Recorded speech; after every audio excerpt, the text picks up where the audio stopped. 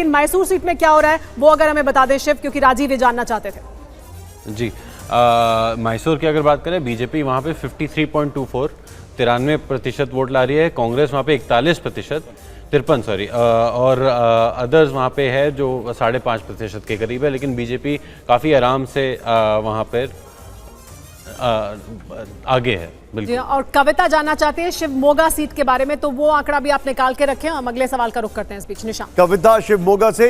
अब एमन सर, बड़ा सवाल जो है वो मन में बार बार ये आता है, जैसे आपने कहा कि उनका वोट शेयर बढ़ रहा है, जिस तरीके से बीजेपी कंपैरेटिव है, नहीं मुझे लगता है लोग ये जानना चाहेंगे कि बेंगलोर रूरल से डी.के. शिव कुमार के भाई डी.के. सुरेश आगे हैं।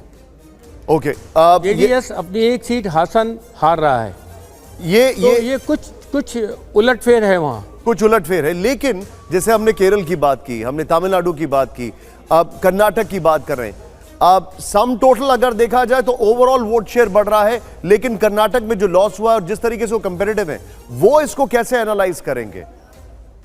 निशांत, मुझे लगता है कि ये जो प्राज्वल रेवन्ना का मामला आया सेक्ट सीडी वाला, उसके बाद जो चुनाव का चरण था उसमें वहाँ भारतीय जनता पार्टी को ज़्यादा नुकसान हुआ है। तो मैं एक नुकसान की वजह ये भी मानता हूँ, और दूसरी बात ये है कि बीजेपी की सेकेंड रैंक लीडरशिप वहाँ अब येदियुरप्पा के बाद एक खालीपन है। दूसरी तरफ डी.के. शिव कुमार और सिद्धारमैया का नेतृत्व है, और येदियुरप्पा के बाद एक वैक्यूम है, और नेतृत्व कोई मजबूत नेता नहीं है बीजेपी के पास। इसकी एक वजह ये भी हो सकती है।